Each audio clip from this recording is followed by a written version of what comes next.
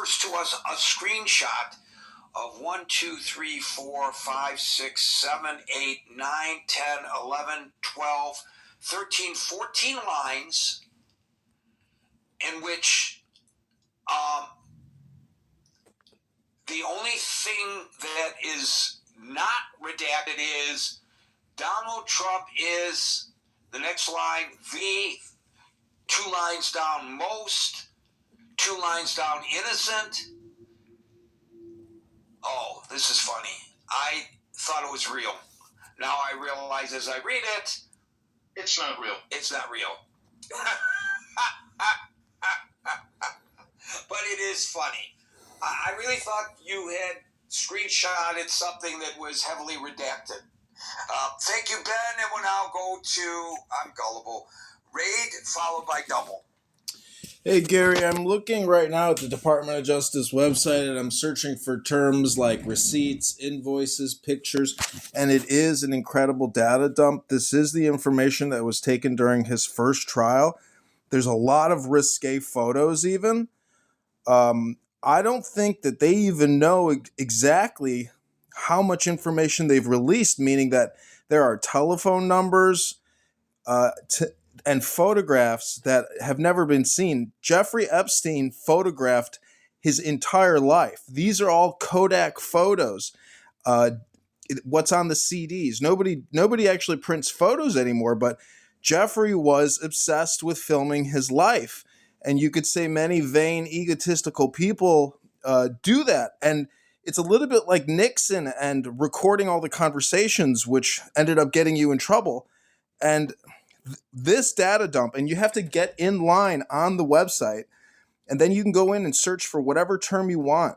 But if you just type in pictures, you are going to see things that you can't believe. Very powerful people. It's unbelievable. And we're talking about like the microfiche, the small photos, and hundreds of pages. It is so much information, and it's such an in-depth look into his lifestyle, his activities. Again, this was all the information seized by the police and the FBI that was returned. And so you can't believe, I'm looking at things right now that you can't believe, like chateaus and castles. We're talking about the most luxurious lifestyle and quite a bunch of photographs. So it's unbelievable, the volume. You have to, the link is on drudgereport.com if you want to search it. And I'm having a lot of fun looking at this right now. So you can't believe the photos in here. And I'm Are there any people that you could recognize? And I don't suggest that any of them are breaking any laws or anything like that. But are there photos of some people whose names we would well, Richard Branson and Bill Gates are the two wealthiest, and Prince Andrew, obviously. But there's tons of photos with Ghislaine. And again, Ghislaine is in jail for sex trafficking. Who did she sex traffic these girls to? It's in the photos. It's obvious. But Dan Bongino is stepping down. No arrests will be made. But this data dump, there are pages that are completely redacted where it's just huge black blocks.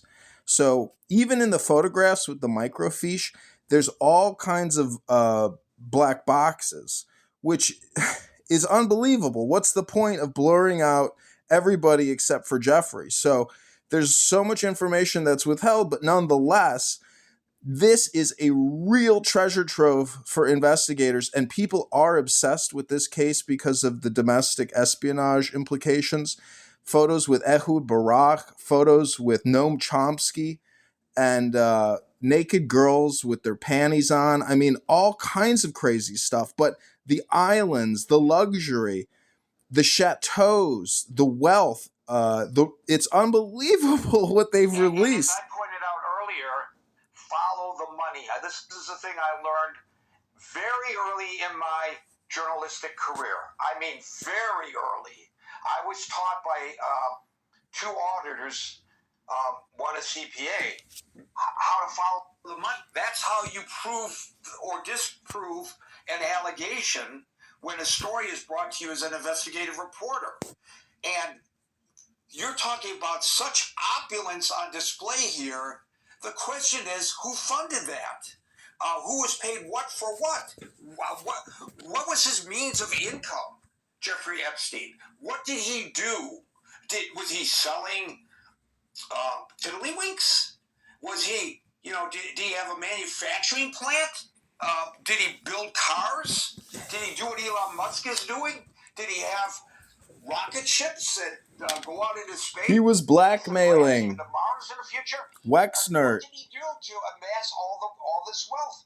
Where did the money come from? Why was that money handed over in the first place? His number one score was Wexner, founder of Victoria's Secret and other major brands. And the fact is that these Bill Gates photographs mean that he was blackmailing him. And there is, actual confirmed blackmail. But the photographs of the girls in lingerie, but Bill Gates, there's multiple photos that have been released of Bill Gates with what looks like underage girls. And again, Ghislaine is in prison for sex trafficking women to rich men who she diddled around with Jeff. So the question is, will Bill Gates be arrested? I think his arrest is imminent.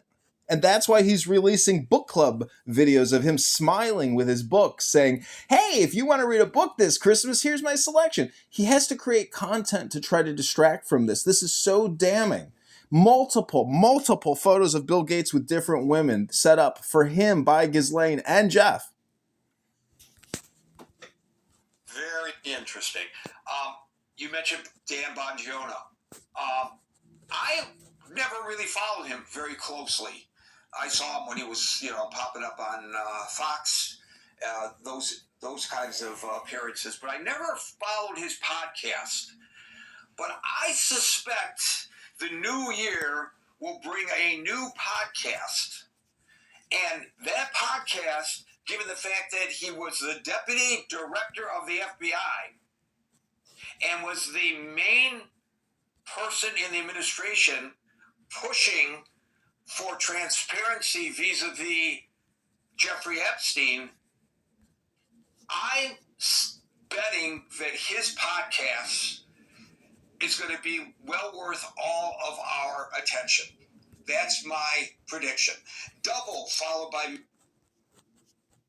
Yeah, it's a timing of Dan, and just you could see earlier in the year when they did the clown show of the files don't exist or he killed himself and whatever, and the squirming.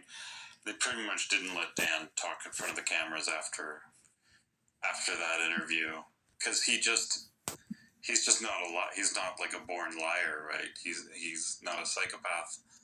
He had a mission going in, and he promised everyone very full throat. It's like, I don't know why, if Trump's plan was to cover up Epstein from the beginning, why would he ever appoint Dan Bongino? Is like, maybe they just didn't. And thank you for correcting me. Bongino, I think I mispronounced his name, and I apologize. Yeah. But I guess it's sort of like the left hand and the right hand didn't know what each other, Trump didn't want to bring it up maybe to his other staff to be like, oh, well, we're going to cover up Epstein, so don't pick these people. I think there was a certain momentum, and it probably was one of those like, oh, we'll figure it out later, and everyone's loyal, so we're good. And in fairness, even despite all this, Dan Bongino still showed incredible loyalty given who he is and what the circumstances. So we'll see what happens, but he's got to feel horrible. I'll go on mute while Marshall interrupts. I was going to say Dan Bongino didn't do jack for the FBI. There was a report done by the Judiciary Committees in both the House and the Senate, and they found that people like Bongino and like the FBI director were way more interested in social media than in guiding the department, which I just found hilarious. But maybe double your response to that, not to put words in your mouth, is that's your point, right? That he wasn't given the opportunity. to act in a manner that the deputy director of the FBI normally would. Yeah.